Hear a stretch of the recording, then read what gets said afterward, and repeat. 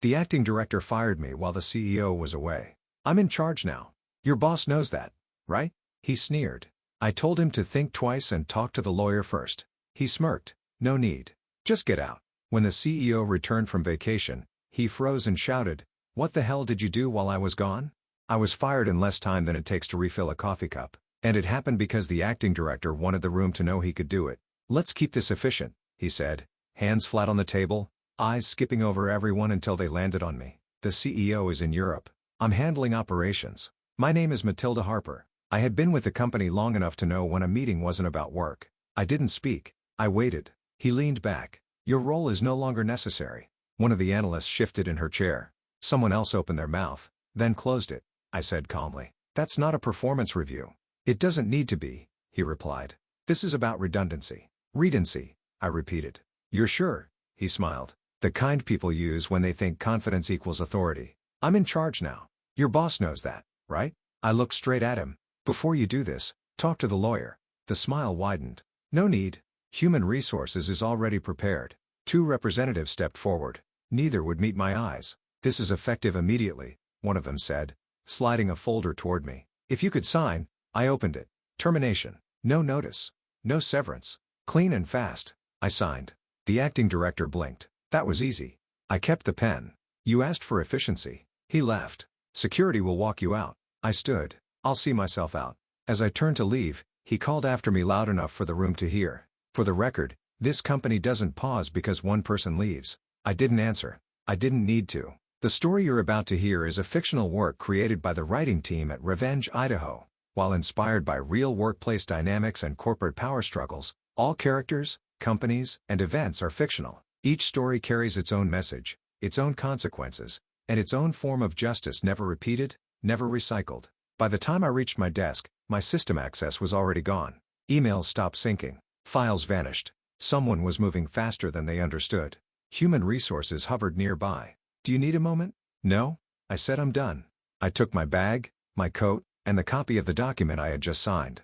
As I walked past the glass office, the acting director was already on a call, voice confident, saying my name like a problem he had solved. He had no idea what that signature meant, and he wouldn't realize it until it was too late. Why didn't I argue, beg, or stall? Human Resources followed me to my desk like they expected me to collapse there. One of them, a woman I had trained years ago, cleared her throat. "Matilda, are you sure you don't want to review the document more carefully?" "I already did," I said. Her pen hovered above the clipboard. "Most people ask for time." "I'm not most people." The acting director appeared behind her, still energized by his performance. "She's efficient," he said, pleased with himself. "That's one thing I'll give her." I didn't look at him. I logged out of my workstation even though the system had already done it for me. Human Resources tried again. "You can take the weekend. We can delay processing until Monday." "No," I said. "Process it now." That was the moment his tone shifted. He tilted his head, studying me. "You're taking this well." "I'm taking this correctly." He laughed. "You always were dramatic in your own way." I slid the signed pages back into the folder as I did. My eyes passed over the line I already knew by heart. Section 7, Subsection C. Involuntary termination.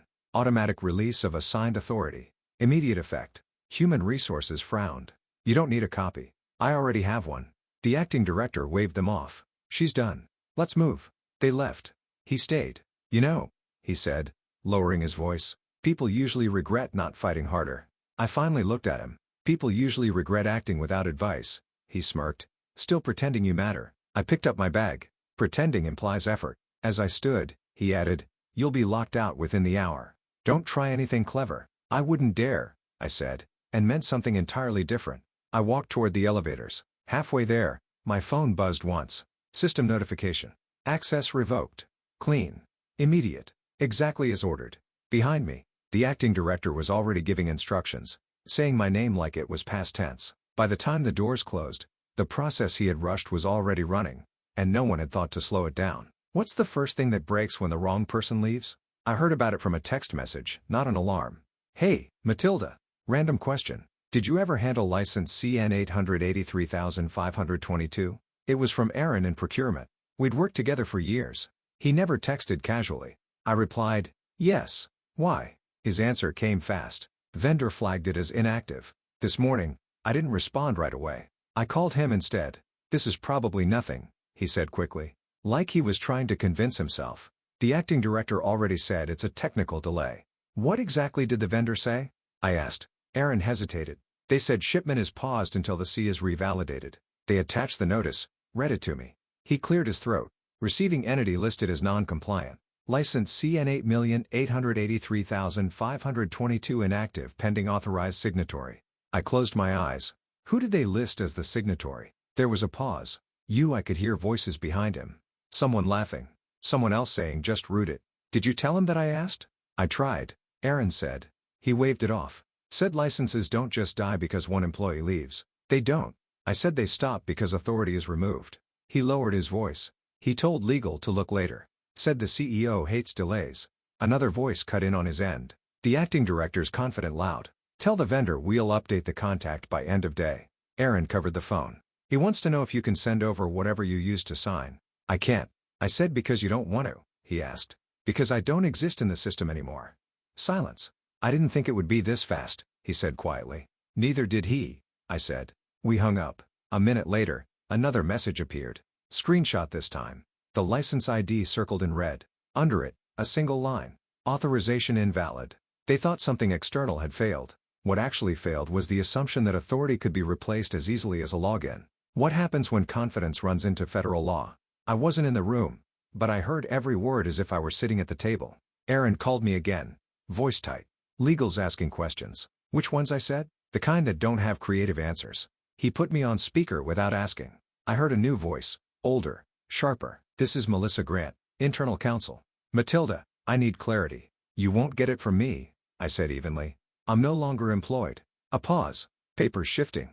Who is the current authorized signatory for license? CN 883,522? Melissa asked. No one answered. The acting director stepped in.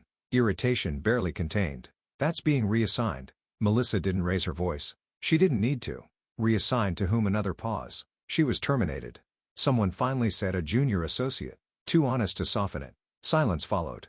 Not awkward, not polite. The kind that lands heavy and stays. Melissa spoke again. Then the license cannot be renewed. The acting director scoffed. That's not how this works. We'll update the contact. No, she said, you can update a contact. You cannot replace legal authority without re-certification. How long does that take? He snapped. Several weeks, Melissa replied, assuming approval. And until then, she said carefully, operations tied to that license are non-compliant. I could hear him exhale sharply. This is overblown. It isn't, she said. You fired the person who could sign. Someone whispered my name like it was a mistake they couldn't erase. Aaron muted the call. They're panicking. They should, I said. He swallowed. Is there any workaround? No, I said. There's only process. The acting director's voice broke through again. Louder now. So what? Everything just stops. Melissa answered him without hesitation. Legally, yes. The call ended soon after. No goodbyes. No resolutions. When Aaron came back on the line, his voice was different. They're calling the CEO. Good, I said. I set my phone down and waited, knowing the truth had finally been spoken aloud, and it couldn't be taken back. What do you say when your company collapses while you're on vacation? I wasn't there when the CEO returned to Boston. But Aaron stayed on the phone with me the entire time, whispering updates like a live broadcast no one wanted to hear. He just walked in, Aaron said, suit still creased, smiling. I pictured it easily. Confidence born of distance. The belief that systems hold while leaders rest. A door slammed somewhere on Aaron's end. Why is everything red? The CEO demanded that voice I knew. Calm when he was angry. Dangerous when he got quiet. No one answered him fast enough. What is this? He said again. Why are shipments frozen? The acting director jumped in. Eager. Minor disruption. We're aligning compliance after a role change. A role change? The CEO repeated. Which role? Silence stretched. Then someone said my name. What do you mean, Matilda? The CEO asked. Aaron sucked in a breath. He just pulled up the dashboard. I heard the clicking through the line. Faster now. More frantic. Why is her name still here? The CEO said. Why is it grayed out? The acting director tried to recover. She was redundant. We're reallocating authority. You fired her? The CEO said. Yes, he answered. While you were away, there was a beat. Then the voice that echoed down the hall and through my phone. What the hell did you do while I was gone? No one spoke, Aaron whispered. He's standing now. Who approved this? The CEO demanded. I did. The acting director said. Smaller now. Did legal sign off? Another pause. The CEO exhaled slowly. Bring legal now. Footsteps, chairs scraping, papers dropping. Aaron covered the phone. He looked stunned. Stunned isn't enough, I said. When the CEO spoke again, his voice had changed. Can this be reversed? Melissa from legal answered him steady. No. The termination triggered an automatic revocation. Authority cannot be reinstated without re-certification. How long? Several weeks. The CEO said nothing for a moment, then quietly. Get me Matilda. Aaron pulled the phone away and whispered, they finally understand. I said nothing. The damage was already moving faster than any apology. What does it feel like when the people who erased you suddenly need you? The first call came from a number I recognized but hadn't saved. I let it ring. The second came 5 minutes later. I answered the third. Matilda, the CEO, said, careful now. Thank you for taking this. I didn't, I said. I answered a breath on the other end. We'd like to talk about what I asked about resolving this situation. I leaned back against the kitchen counter. Fix what exactly? Silence. Not a dropped call. Not a mute button. The kind of silence where someone is searching for a word that does not exist. The compliance disruption, he finally said. The licenses. You mean the authority you terminated? I said, we didn't realize I told your acting director to speak to a lawyer, I said. He declined. Another voice cut in softer. Melissa from legal. Matilda, we're looking for a path forward. There isn't one, I said. Not the way you mean. The CEO tried again. We can make this right. Title adjustment, compensation, whatever it takes. You already did what you needed to do. I said, you removed the only person who could legally sign. That doesn't mean we can't bring you back, he said. It does, I said, because authority doesn't return with an apology. The line went quiet again. When he spoke, it was slower. What would it take? I didn't answer immediately. I wanted him to sit with the question, not as leverage, as fact. It would take time. I said, weeks, certifications, board approval, federal review, and you, he asked. I've moved on. I said, you haven't even started a new role. I don't need one to tell you no. A faint sound like a chair shifting. Then the CEO said, if we lose our largest contracts, that was a decision made before you called me, I said. He exhaled. So that's it. That's process, I said. You taught me to respect it. I ended the call before he could respond. The system they dismantled was still running, just without them in control. Who gets sacrificed when leadership panics? I didn't need updates this time. The fallout had reached the point where silence meant decisions were being made without consultation. Late that afternoon, my phone lit up with a message from Aaron. Board review in progress. Closed session. An hour later, he called. They're not even pretending anymore, he said. Legal laid it out. No hedging. Say it, I told him. The acting director bypassed mandatory legal review. Fired you without clearance. Triggered the revocation himself. I could hear voices in the background. Raised then clipped. The sound of people choosing words that would protect them later. He's trying to frame it as initiative. Aaron continued. Says he acted in the company's best interest. Legal won't let that stand. I said they didn't. Aaron replied. Melissa said it flat out. This was a unilateral decision with foreseeable regulatory consequences. A door shut hard on his end. He's being asked to hand over credentials, Aaron said quietly. Right now. Another voice broke through the call. The acting director strained, defensive. I was empowered to make staffing decisions. The response came from someone older, colder. You were not empowered to dismantle compliance. A pause, then paper sliding across a table. They just revoked his authority, Aaron said. All of it effective immediately. I closed my eyes, not in relief, but recognition. This was the only outcome that made sense. What about the vendors? I asked. Already moving, he said. 2 suspended contracts pending compliance restoration. 1 more is reviewing exposure. A muffled protest in the background. This is temporary, the acting director insisted. No one answered him. They're escorting him out, Aaron added. No announcement, just done. I pictured the same hallway he had watched me walk down, confident and untouched. I imagined him realizing, too late, that authority borrowed under pressure collapses faster than it's claimed. Before hanging up, Aaron said, they're still hoping this stops the bleeding. I didn't respond. By then, the damage had moved past the point where removing one person could contain it. What would it take to make you return to a place that discarded you? The email arrived just before noon. No greeting, no softening language, just an attachment and a subject line marked urgent. The CEO called a minute later. Please tell me you've seen it. I have, I said. We're prepared to make adjustments, he said carefully. A senior title, expanded scope, compensation to reflect the disruption. You mean the disruption you created? I said. A pause. We're trying to stabilize the company. I opened the attachment while he waited. New title, new salary, more authority than I had ever asked for. Not a single sentence acknowledging how I had been treated. There's no apology, I said. That can be discussed. He replied quickly. What matters right now is moving forward. Forward requires ownership.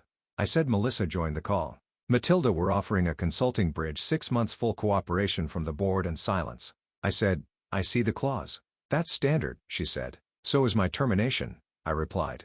The CEO exhaled. What would make this acceptable? I didn't raise my voice. Nothing. He went quiet. When he spoke again, it was almost pleading. We need your signature to restore compliance. You had it, I said. You chose not to protect it. I was on vacation, he said, and I was in the room, I replied. I drafted my response while they stayed on the line. 3 sentences. Professional final. I attached the highlighted section of my original contract, the one they had ignored. Section 7. Subsection C. I've sent it, I said. Melissa opened it immediately. I heard her breath catch. The CEO said my name once more. Slower now. You're walking away. I'm letting the system finish what you started, I said. The call ended without argument. The offer sat unanswered in my inbox. Generous and useless, while the structure they broke remained unsupported. Can a company survive once trust and compliance are both gone? The first cancellation came quietly. A short email forwarded by Aaron with no commentary attached. Contract suspended pending regulatory clarification. The second followed an hour later. Then a third. Aaron called that evening. They're stacking now, he said. No one wants exposure. Who's making the calls? I asked. Everyone, he replied. Legal, risk, finance. Even the partners who used to defend him. By him, he meant the acting director. The title he no longer carried. The board issued a statement. Aaron continued. Internal accountability review. No names, no drama. And him a pause. He resigned. Resigned. I repeated. They used that word, Aaron said. But security escorted him out before lunch. No farewell email. No announcement. I pictured it clearly. The same quiet efficiency he had praised when I signed my termination. Authority removed without ceremony. The regulators are escalating, Aaron added. Formal review now. Full audit trail. Press, I asked. They called twice, he said. The CEO declined comment. Another message buzzed in while we spoke. Screenshot this time. An internal memo warning staff not to speak externally. Compliance freeze extended. Projects paused indefinitely. They're bleeding time, Aaron said. And credibility. I know, I said. He lowered his voice. People are asking about you. What are they saying that they didn't realize how much ran through one signature? I ended the call and sat with the quiet that followed. Not satisfaction. Not relief. Just the steady awareness of cause-meeting effect. Later that night, a former colleague texted, I'm sorry. I should have spoken up. I replied once, you're speaking now. The company didn't collapse all at once. It stalled, locked in process, buried under its own assumptions. By morning, the disaster no longer needed momentum. It had structure, and I had already stepped outside it. Is walking away sometimes the strongest move you can make? The offer from the new firm came through a recruiter named Helen. Concise and direct. We don't need to negotiate authority, she said on the call. Your name already carries it. I accepted 2 days later when I walked into their office in Boston's biotech corridor for onboarding. No one asked me to prove what I knew. No one joked about redundancy. The head of compliance shook my hand and said, we've been waiting for you. I didn't tell them everything that had happened. I didn't need to. Aaron called that afternoon, his voice quieter than usual. They're still frozen, he said. Compliance review hasn't cleared. Regulators extended the audit window and the CEO, I asked. He stopped calling. Aaron replied. Legal told him there's nothing left to negotiate. We sat in silence for a moment. Then he said, I'm glad you landed somewhere solid. So am I said, and meant it. A week later, I received a final message from the old company. Not an offer, not an apology, a formal notice acknowledging the completion of my termination process. It thanked me for my past contributions and wished me well. I closed it without replying. At my new desk, the systems were clean. The files made sense. When I signed my first authorization, no one watched my hand like it was a threat. It was simply the part of the work. That night, I poured a glass of wine and let the quiet settle. Not the quiet of defeat. The quiet of something finished properly. I didn't burn the building they pushed me out of. I didn't sabotage it or celebrate its failures. I stepped away and let the structure they ignored speak for itself. Power isn't proven by how loudly you remove someone. It's revealed by what collapses when they're gone. The strongest response to disrespect is not revenge, but refusal. Refusal to keep carrying what others refuse to.